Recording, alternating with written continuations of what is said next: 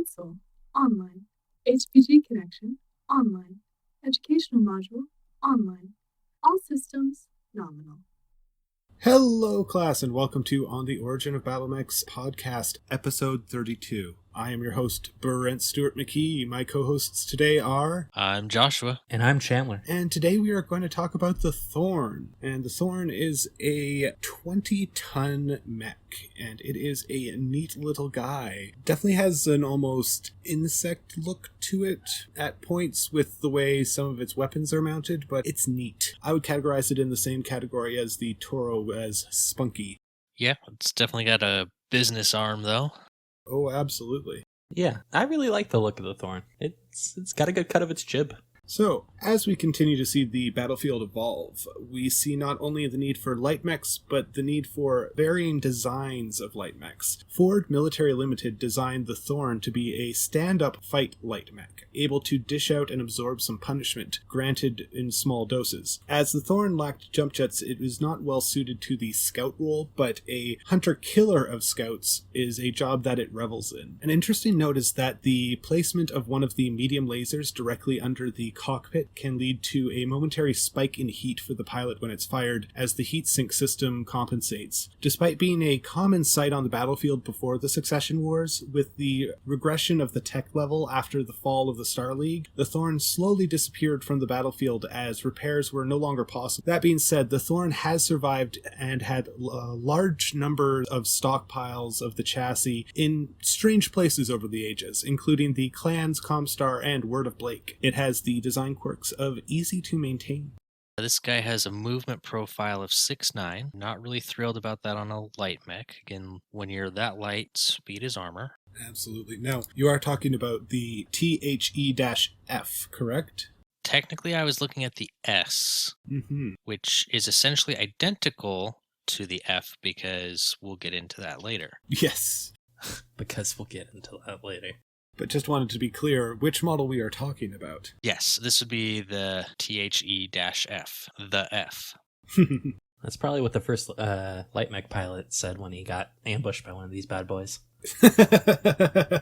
So yeah, as Josh mentioned, it has a movement profile of 6'9", and it's got a medium laser in the head that was mentioned in the general description. It's got a LRM-5 in the right arm and a medium laser in the left arm. It's got a total of 10 heat sinks, and it's neat. I like the way it looks. It's got a good action pose. This thing definitely wants to be out and about striking down scouts and not, running through the hills without the jump jets as mentioned. But it's got that long range with the LRMs, and the two medium lasers can make quick work of any other scout mechs we've talked about so far. We've mentioned that they tend to be quite lightly armored. Yeah. This guy can actually take a medium laser hit in any forward-facing location and not have his internals show through. Mm-hmm.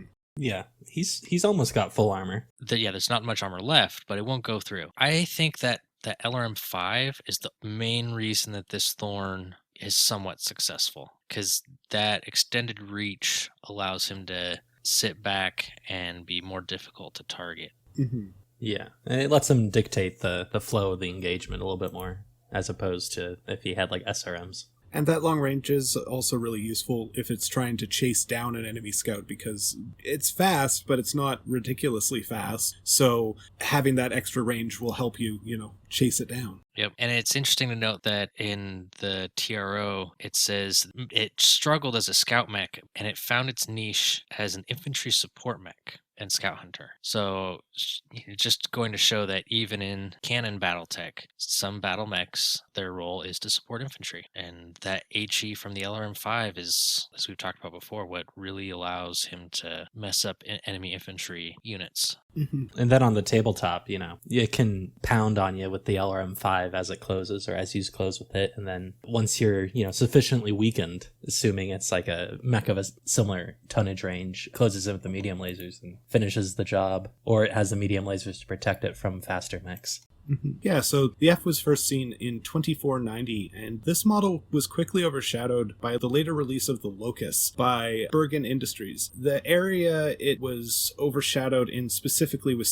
speed. As we've mentioned, it has a good weapons and armor loadout, so that's not really what it lost in the Locust 2, because the Locust is not known for those things, much like the Flea. Yeah, it would be interesting to see this stack up against the Locust L. Is that the one with the twin LRM-5s? I think so, and nothing else. I think it's still got a medium laser, but yeah. Yeah. I would like to see that matchup. So this guy's got a battle value of 510 and a point value of 18. Next we come to the N, or THE-N. In 2549, Ford Military Limited released the N model after a redesign and upgrade with all the newest technologies, specifically endo-steel and case. In addition to the upgrades, Ford enacted a massive promotion campaign in espousing the new technological capabilities and their value. This campaign returned on investment as the HAF, Hegemony Armed Forces, placed a large order for a number of the Ns, and it is a staple in the Star League Defense Force. This guy's got the movement profile remaining at 6'9". It's got the medium laser in the head, an LRM-5 in the right arm, a medium laser in the left arm, and it's got 10 heat sinks. But with that endo steel, it's able to up the armor a little bit. Half ton. Yeah, every little bit helps when you're a light mech, especially at 20 tons. Yeah, and that case is nice too, because that keeps your whole mech from going up in a fireball if the ammunition in that right torso gets touched off. Mm-hmm. And I imagine with the little armor it has, that is more of a concern than in a medium or a heavy mech. Definitely. And I mean, it's a fun little fact that this was the first production mech with endo steel. So I think it uses it to good effect to get the case and that little bit of extra armor just to make sure it doesn't immediately die. Mm-hmm. Survivability is important. So this guy's got a battle value of 546 and a point value of 18. And after the end, we come to the traditional Royal model, the Thorn NB. The Thorn limited strike power was upgraded significantly with the inclusion of an extra light fusion engine and double heat sinks. The LRM rack was replaced with a ER large laser, while the mech was outfitted with mask to increase speed and its defensive factor. To fit this in, the medium laser was placed with a small laser, and the Royal version was first operational in 2743. Did you mention the mask? I did mention the mask. You did. Which is good to have because it's still got that classic movement profile of 6'9", but with the mask it'll bump up to 12. And as we've mentioned multiple times, when you're a light mech, speed is armor. Yeah, and that Locust we were talking about earlier tends to move around that 812 movement profile. So now the Royal Thorn can keep up. And it's interesting, it says that the large laser replaced the LRM rack, but then that large laser is not it is in the right arm, but they also moved a medium laser into that right arm. Mm-hmm. Yeah.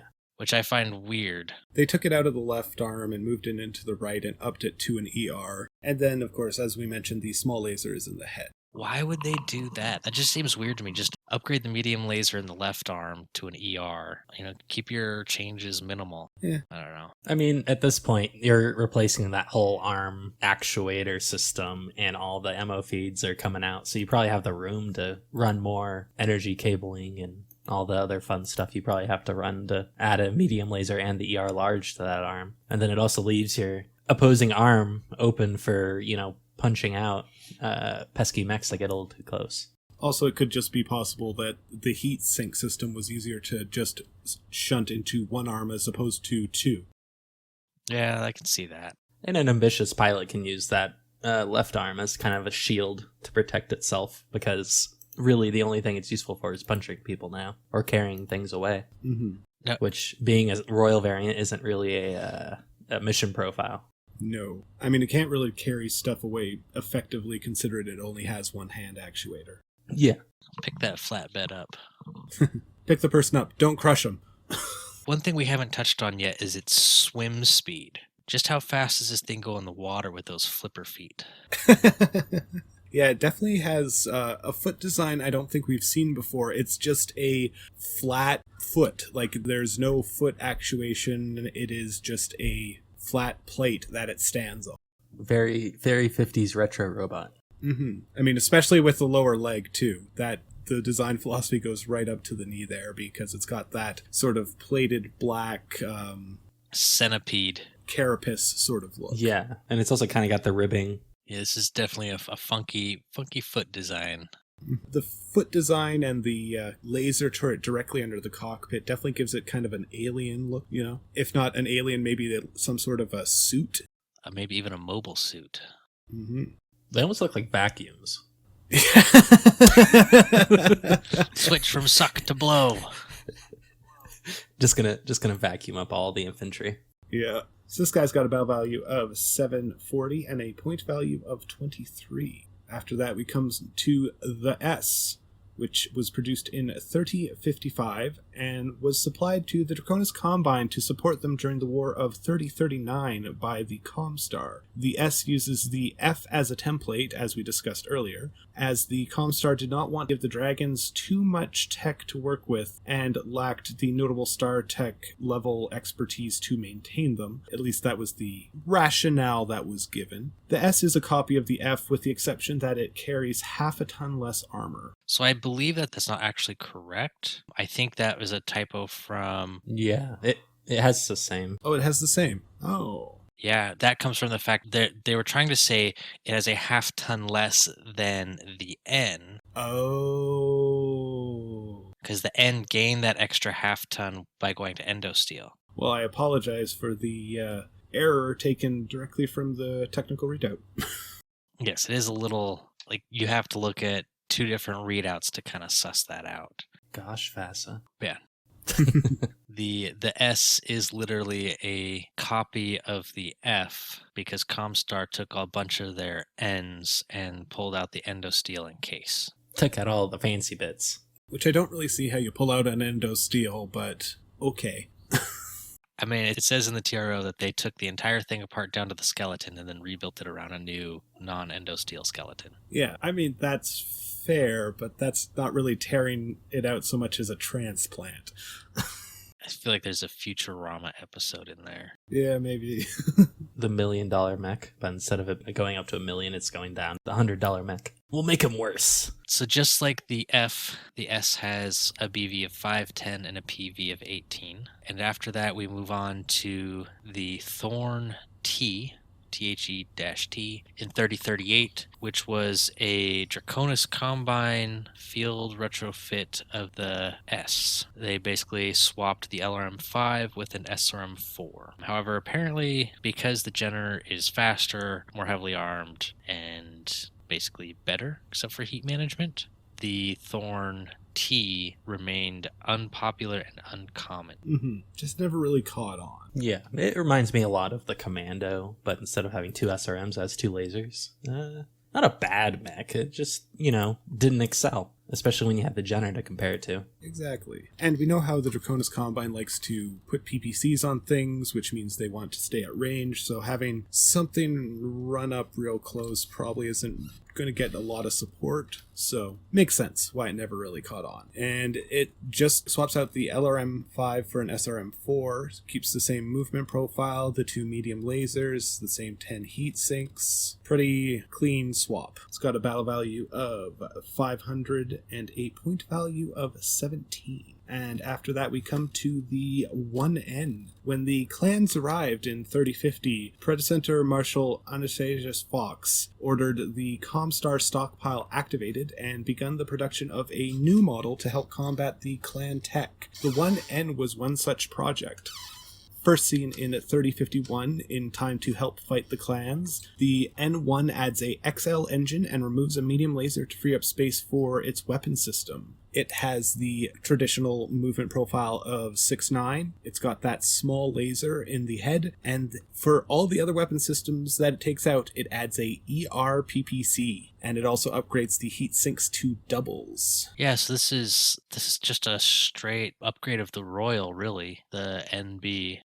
Because you take that large laser and you get rid of the medium laser to free up the tonnage to put in the PPC, and then you still have that small laser under the head, double heat sinks, XL engine. Don't have the mask, though. It's true, it loses the mask. Yeah, but it replaces it with... Never mind, I thought I saw it had like a ECM in there or something, but I guess not. No. You know what I would like to see the mask replaced with? TSM. Yeah. But I don't think the Comstar had that at that point, so makes sense why it doesn't have it. I mean, it doesn't really need it. It's sinking everything, even if it runs flat out. That's true. With the doubles, it is quite heat efficient. Yeah, but having that TSM can help your movement profile, so... That is true.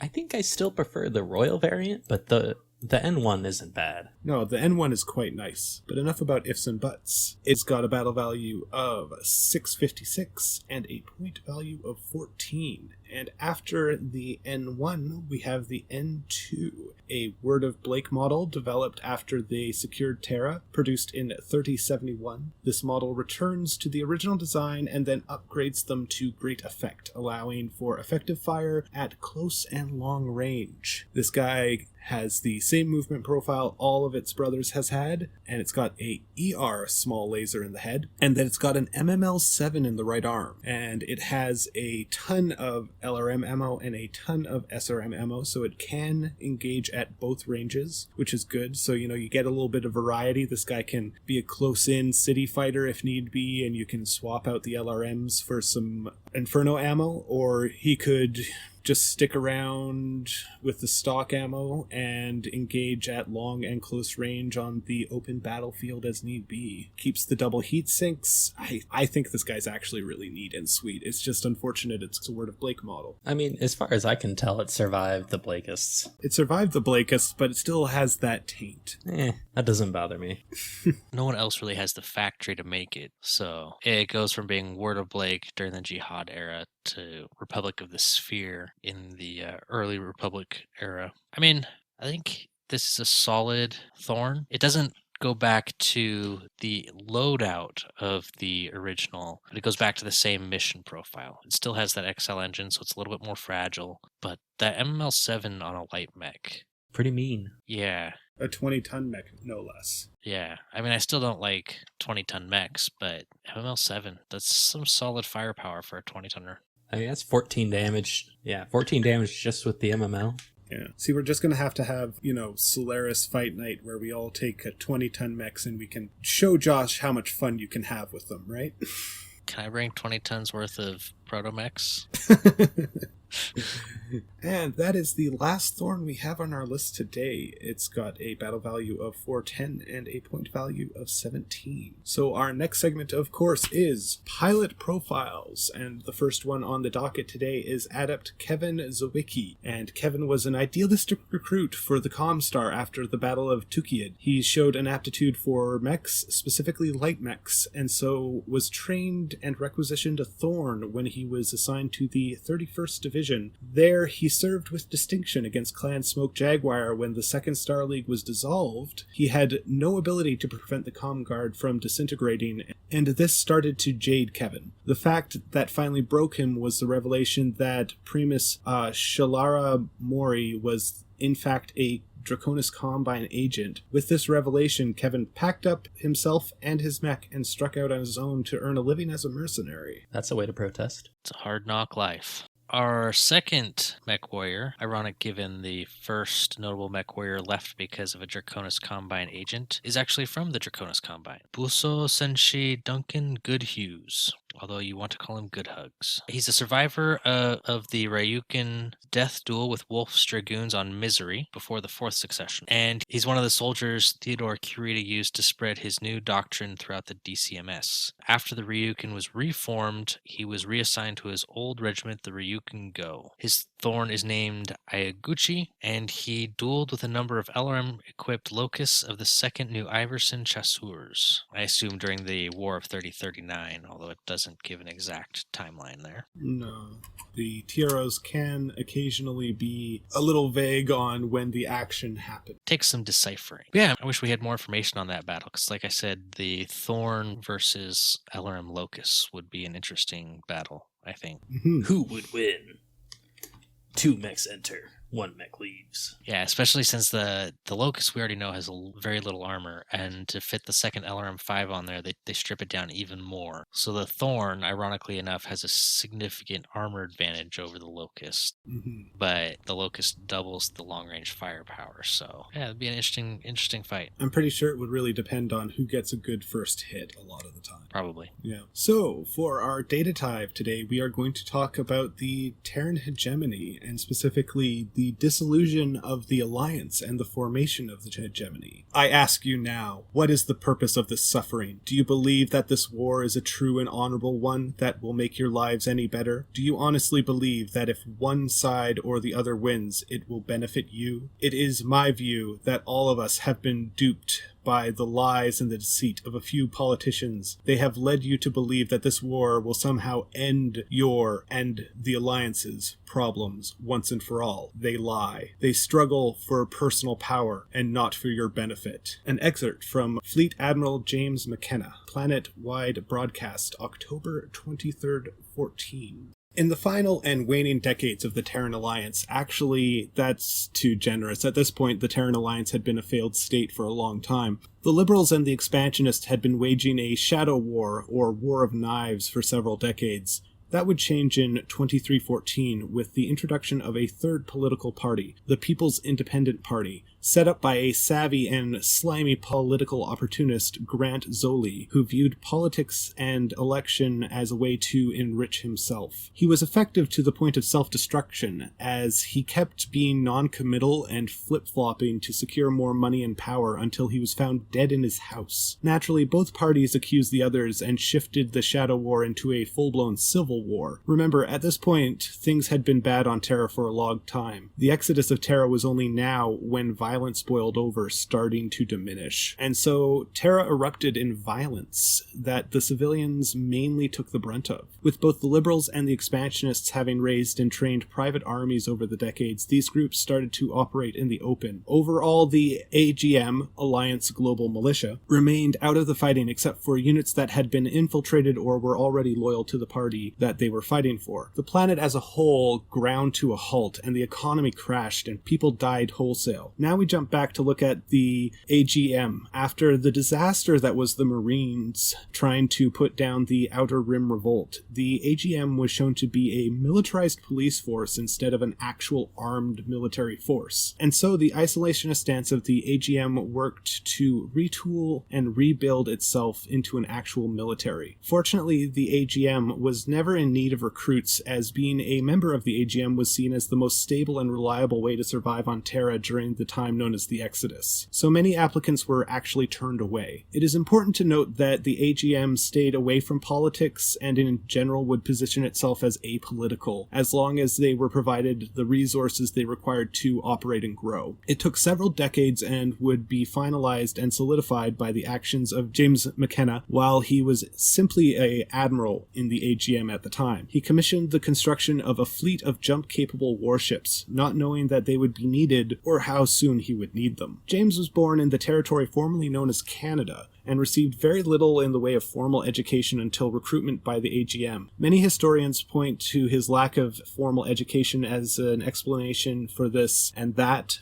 but I and many others believe that James was actually quite intelligent but simply self-educated. The school records of James show that he was alternating between praise and reprimands, both stemming from his attitude and intelligence. This trend would continue into his service after he would graduate with honors. Once in the military proper, he would serve and would become hardened into the man that would form the hegemony, or from his perspective, save the cradle of humanity. And that is what James did with his address to Terra after the bombardment of the islands off the coast of Scotland and Australia. He set about restoring order, dissolving the Alliance Congress, and dispensing justice to the bad actors, rooting out holdouts, rebuilding social safety nets, and rebuilding something new to take the place of the Alliance. Overall, the AGM would be relatively untouched and simply given room to grow. The political system, on the other hand, was gutted completely, and few to none of the previous members of the administration remained in office, let alone free. But no one person can build Rome alone, but one person can lay the first brick. A notable and important exception was Sonia Ducril, formerly a representative of Sirius, who would be elected to the office of President of Hegemony Congress. She would be a driving force of the morality of the Hegemony during its formative years. James, Sonia, and others like them would form the core of the new Terran government. This would take approximately 2 years to achieve. Social systems were rebuilt, voting systems were completely rebuilt and overhauled. One example of this is digital voting was completely removed and everyone had to vote by paper ballot to prevent voter fraud. Housing was built, food distributed with regular shipments, and the people accepted whatever came next. Historians believe this was mostly due to the extreme exhaustion that the population faced after decades of abuse and terror. This explains why the population voted to make James the Director General for life with no recourse of removal of him from the position. And this is important to say that we have zero evidence that the election was anything but fair. Despite this, it is a common error to think that James appointed himself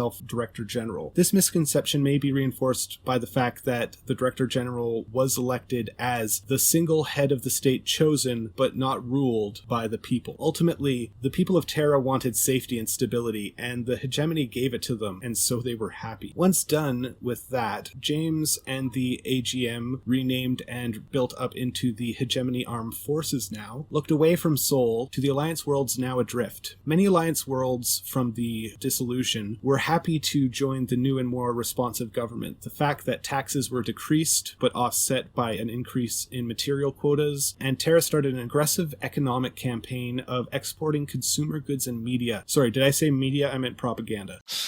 Those that were not receptive at first quickly came around with some political strong-arming and realizing that they had more to gain by joining than staying on the outside. However, not simply content to rebuild and reestablish the control of the Alliance worlds, James took the position that those fragmentalists who believe humanity is like a sack of seeds to be scattered across the stars to live and grow independently of one another. So the AHF set out to reestablish control of its lost colonies, regardless of if the colonies had an opinion on the map. Many planets were amicable to the Olive Branch, but many still struggled to grow, and the influx of consumer goods and infrastructure was seen as a boon. Others were not, the most notable being Quentin, Erie, and Helen, who had signed a defense pact to resist the newly formed hegemony. The colonies had little hope of actually succeeding, but put up one hard fight regardless, converting cargo and messenger ships into ad hoc fighters and warships, building and training a militia that was reinforced by volunteer forces. The fighting would be costly on both sides, but the HAF would prevail. During this time, the AHF would use the opportunity to develop and refine invasion tactics, effectively writing the playbook on strategic strike invasions. The general steps in this era, or the order of operations, were recon out of system, remember there's no HBG yet, advanced heavy warships to secure the jump point, recon of system, troop carriers arrive and secure/bottle up the planet, recon of the actual planet and plan revisions, actual ground strike. Often James would command the invasion force from his flagship, the Black Lion. The first campaign of persuasion started with Quentin and ended with Towney in 2317, but there is a reason it's called the first. But ironically, that is where we're going to leave off today, as the Hegemony is taking its first steps outside the old Terran Alliance borders. Taking its first step into a new era of tyranny and oppression. Well, if there were no conflict, we would have nothing to talk about. Peace tech, that much sought after and always elusive game. Yo, dog, did you see that new logging mech? It can chop down so many trees. And just imagine the movies that would be out in that universe. Attack of the Killer Tomatoes. Aggro mech takes them out. Our sources for today are Sarna, Battletech Battlemech Manual, Master Unit List, TRO 3039, Record Sheets 3039 Unabridged, TRO and RS Succession Wars, TRO 3050 Unabridged, Record Sheets 3050 Unabridged, Historical Operation Klondike, Record Sheets Operation Klondike, and the Star League Sourcebook. We are supported by our Patreons at patreon.com/on the Origin of Battlemechs. Our social media on Twitter is at Origin of Mechs. We also have a dedicated channel on the Everything Battletech Discord. Feel free to stop by and say hi. If you have any questions, requests for topics, or wish to contact us, our email is ontheoriginofbattlemechs@gmail.com. If you enjoy the show, I encourage you to let your friends know about us and to leave a review. Special thanks to my friend Laura for the intro and outro. Class dismissed. Everybody have a great day. Peace out, mech warriors. Stay safe out there. Module complete. System standby. Would you like to load the next module? Percent Marshall. So how is Presenter Marshall Anastasius Fox.